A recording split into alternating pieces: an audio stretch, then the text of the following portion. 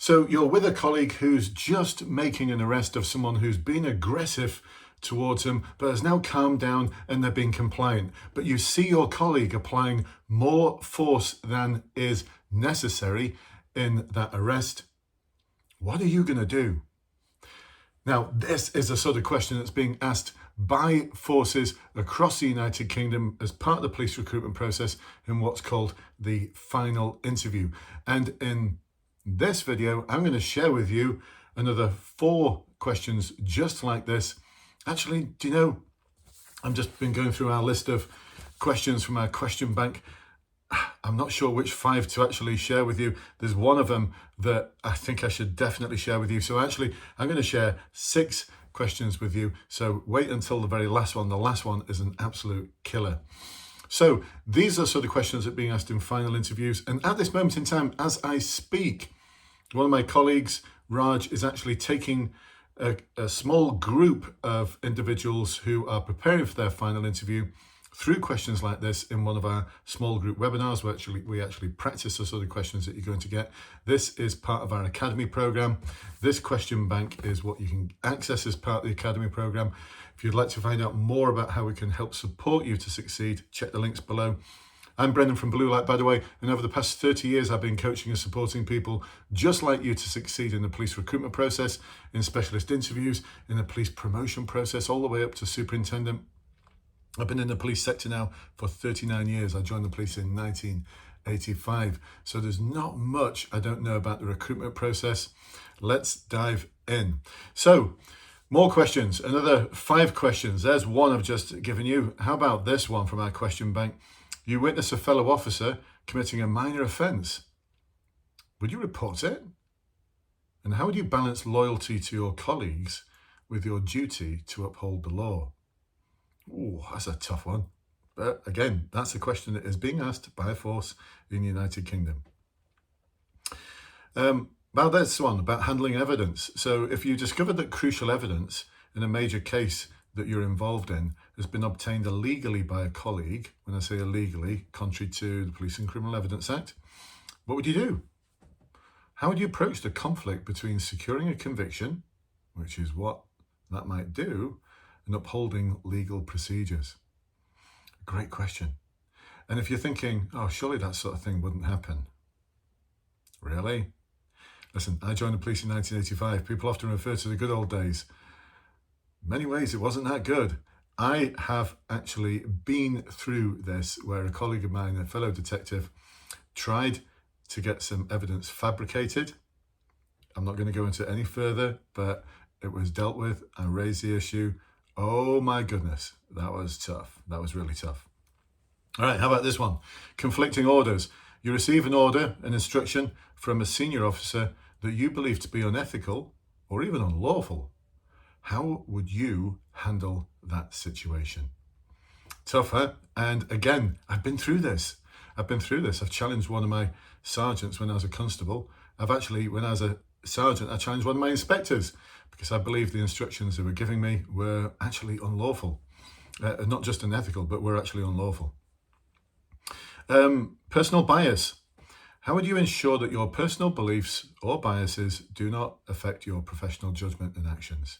So how would you ensure that your personal beliefs or biases do not affect your personal judgment and actions? Another tough one. Now, before I give you the bonus one, we've got, so that was 5, wasn't it? 1, 2, 3, 4, 5. Yeah, that's 5. Before I give you the bonus number 6, we've got other questions in our question bank to do with corruption, mental health crises, whistleblowing, community relations, and a lot more. I mean, this is what we do. We prepare you for any type of question so that when you get to your interview, your final interview, you're ready for anything. And if you're thinking, oh, that's not hard, there's just one set of questions. No, there isn't. Every force has their own unique set of questions for the final interview. And guess what? They change all the time. It's not like the College of Policing Online Assessment Centre where they've got pretty much the same questions for years and years and years and years, and everyone gets to know what they are. No, forces swap and change their questions all the time. There's one force out there that's got 4 different question banks. 4 different question banks. So even if a friend of yours goes the day before and says, hey, these are the questions I got asked, the next day when you go for your interview, they'll be completely different. So we need to be ready for everything, don't we? We just need to be ready for everything.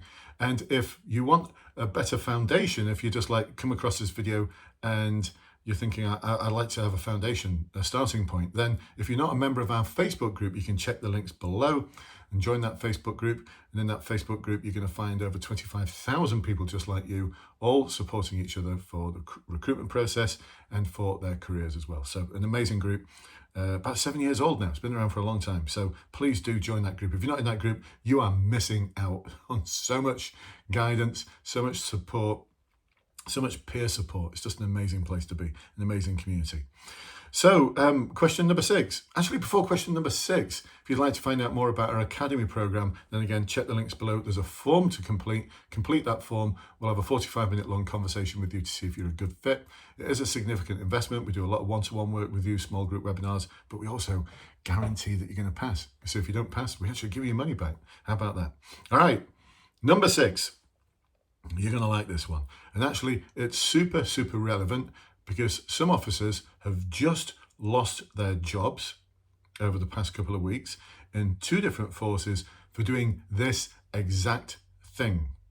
All right, so this is why it's a good question, and it's also topical, and it's also realistic. So it's all about confidential information.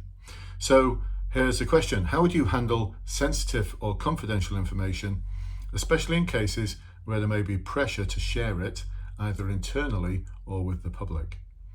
So how would you handle sensitive or confidential information, especially in cases where there might be pressure to share it, either internally or with the public? And that question is so topical because the officers who've lost their job lost it because they were just curious about certain cases.